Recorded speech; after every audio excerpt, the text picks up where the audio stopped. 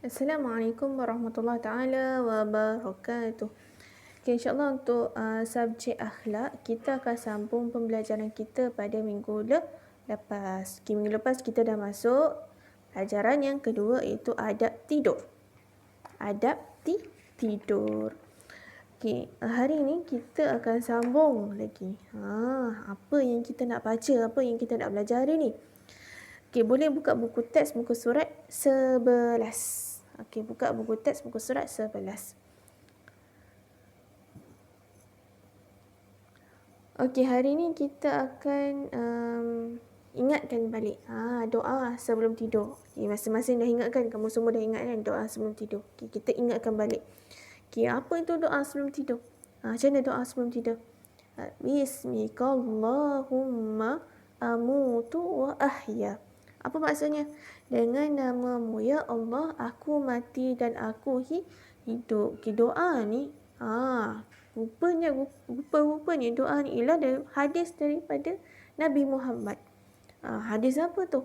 Okey, daripada Huzaifah radhiyallahu anhu, Rasulullah sallallahu alaihi wasallam bersabda. Rasulullah bersabda, Bismikallahumma amutu wa ahya. Dengan namamu ya Allah, aku mati dan aku hidup. Okay, hadis ni riwayat daripada Bukhari. Okay, dan doa selepas bangun tidur. Doa selepas bangun tidur. Ni pun kita selalu baca juga kan. Doa selepas bangun tidur. Apa doa selepas bangun tidur? Alhamdulillahilladzi ahyana ba'dama amatana wa ilaihin nusyur. Okay, segala puji bagi Allah yang menghidupkan kami selepas mematikan kami dan kepadanya kami akan kembali. Hadis. Doa ni juga ialah merupakan hadis Nabi SAW. Hadis apa? Daripada Abu Dzar Al-Ghafari radhiyallahu anhu, Rasulullah SAW bersabda, Alhamdulillahilladzi ahyana ba'dama amatana wa ilaihin nusyur. Rupanya kedua-dua doa yang kita selalu baca ni, ia merupakan hadis Nabi rupanya. Kan, hadis Nabi. Okay, hadis ni lah riwayat daripada Bukhari. Apa maksudnya? Segala puji bagi Allah yang menghidupkan kami selepas mematikan kami dan kepadanya lah kami akan kembali. Kita bangun tidur tu, perkara pertama sekali yang kita kena buat ialah kita bersyukur kepada Allah Subhanahu Wa Taala. Kita bersyukur bahawa kita masih lagi dihidupkan. Kita masih lagi dikurniakan dengan kehidupan, dikurniakan dengan pernafasan supaya kita boleh terus hidup dan menjalani kehidupan kita pada hari tersebut. Okey, baik. Okey, buka muka surat 12. Okey, apa muka surat 12 ni? Okay, fadilat mengamalkan adab-adab sebelum dan selepas bangun tidur. Apa adab-adab yang kita kena buat? Apa adab-adab yang kita apa fadilat? Apa fadilat ni? Fadilat ni ialah kebaikan. Kebaikan. Kalau kita buat adab-adab sebelum dan selepas bangun tidur ni, apa yang akan kita dapat? Apa kebaikan yang kita akan dapat? Kita tengok yang pertama. Dapat mengamalkan sunnah-sunnah Nabi SAW. Yang pertama sekali, kita akan dapat mengamalkan sunnah-sunnah Nabi. Contoh macam tadi lah kan, macam doa tadi. Doa tu ialah daripada hadis Nabi, yang mana Nabi amalkan. Bila kita buat apa yang Nabi buat, kita buat sunnah-sunnah Nabi, kita akan mendapat ganjaran. Okay, siapa tak nak pahala? Angkat tangan, siapa tak nak pahala? Okay, semua nak pahala kan? Kita semua nak pahala. Kalau nak pahala, kita bolehlah amalkan sunnah-sunnah yang Nabi buat. Kita boleh amalkan sunnah-sunnah Nabi. Apa yang Nabi buat, kita cuba buat. Walaupun benda tu kecil, tapi apabila kita buat, selalu buat, kita istiqamah, insya-Allah kita akan mendapat ganjaran daripada Allah Subhanahu Wa Taala. Okay, yang kedua, dapat menjaga kesihatan tubuh badan. Kalau kita buat adab-adab sebelum tidur dan selepas bangun tidur ni, kita dapat menjaga kesihatan tubuh badan kita. Okay, macam mana kita boleh jaga kesihatan kan? Okay, cuba tengok sebelum tidur. Sebelum tidur apa yang kita kena buat? Sebelum tidur tu kita kena gosok gigi dulu. Kita kena gosok gigi. Lepas tu ambil wuduk. Kita bersihkan diri kita dulu. Kita bersihkan badan kita dulu. Dan berpakaian bersih. Okay, lepas bangun tidur pula apa yang kita kena buat? Yang pertama kita berkaitan dengan kesihatan ni apa yang dapat? Kita gosok gigi kan. Kita gosok gigi, kemas tempat tidur kita, mandi, berpakaian bersih. Itu kita dapat menjaga kesihatan tubuh badan kita. Okay, yang kedua, melatih diri supaya sentiasa berdisiplin. Melatih diri supaya sentiasa berdisiplin.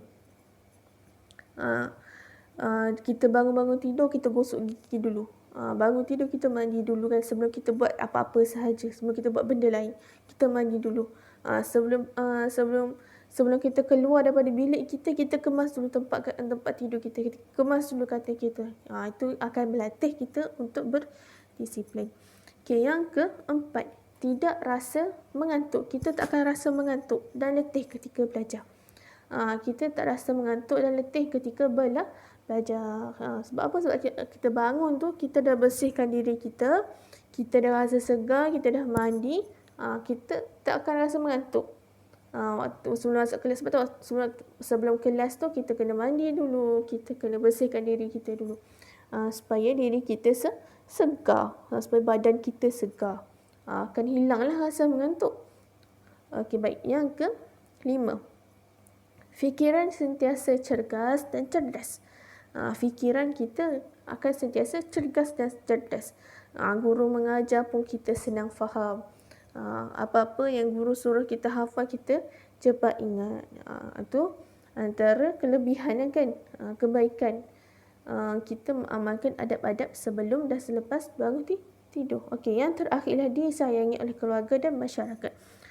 Okey, bila kita dah bersih, kita dah wangi, kita dah bersihkan diri kita, siapa tak sayang kan? Siapa tak suka? Tak ada pun orang yang suka kepada kekotoran. Tak ada pun orang yang suka kepada busuk. Tak ada pun orang yang suka pada busuk ataupun kotor. Itu kita kena sentiasa bersih dan kemas supaya kita disayangi oleh keluarga dan masyarakat. Okey, seterusnya. Okay, nampak tak gambar ni? Gambar apa ni? Apa dia buat ni? Gambar ni dia ambil wuduk. Okay, dia ambil wuduk gambar ni. Okey, seterusnya. Okay, buka muka surat 13. Akibat tidak beradab sebelum dan selepas bangun tidur. Kalau kita tak beradab, kita tak jaga adab kita sebelum dan selepas bangun tidur, apa yang akan kita dapat? Apa yang akan kita kena? Okay, yang pertama ialah, apa yang pertama ni?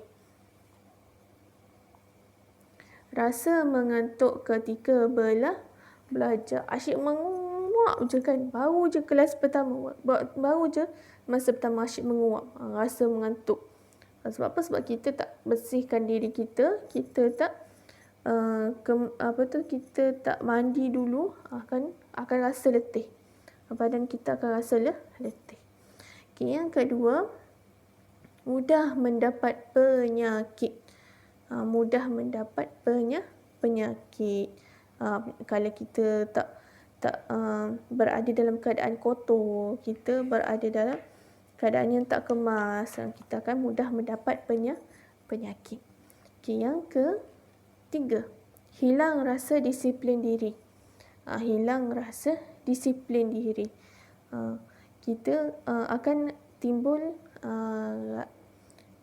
sifat tidak bertanggungjawab dalam diri kita. Akan timbul, akan hilang disiplin dalam diri kita. Kerja sekolah tak siap, kerja yang mak ayah kita buat, yang mak ayah kita suruh kita tak buat. Hilang rasa disiplin. Okay, yang keempat, susah mengingat pelajaran. Macam mana nak ingat pelajaran kan kalau fikiran kita tak cergas, tak cerdas. Okay, macam mana kita nak ingat pelajaran? Sebab tu kita kena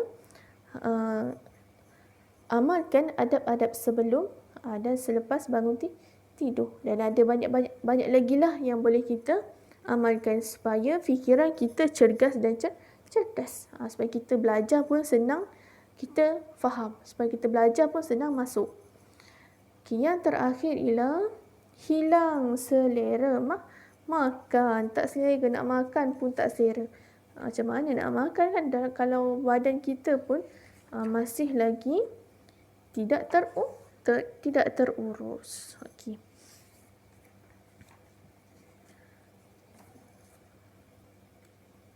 Jadi kalau kita tak nak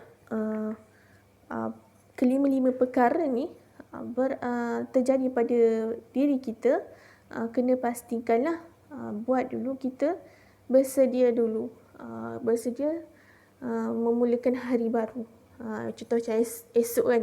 Esok sebelum kita buat apa-apa, kita amalkan dulu adab-adab bangun tidur.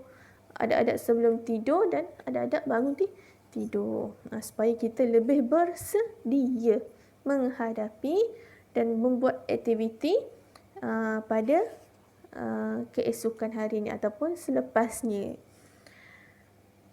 Okey, baik. Buku aktiviti. Okey, boleh buka buku aktiviti ni. Okey, buku inovatif. Okey, yang belum buat muka surat 7, 8 dan 9 boleh buat. Boleh buat muka surat 7, 8, 9. Okey, yang dah buat boleh sambung muka surat 10, 11 dan 12. 11, 12 dan 10, 11, 12. Okey, muka surat 10 tanpa kena buat muka surat 10. Suaikan doa selepas bangun tidur dengan ertinya.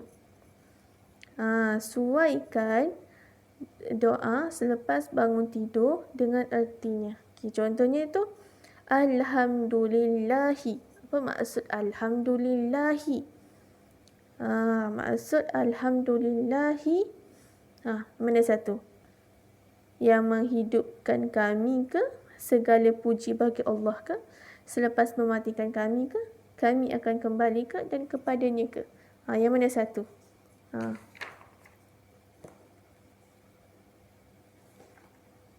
Okey, muka surat 11. Isikan tempat kosong dengan jawapan yang betul. Isi tempat kosong dengan jawapan yang betul. Jawapan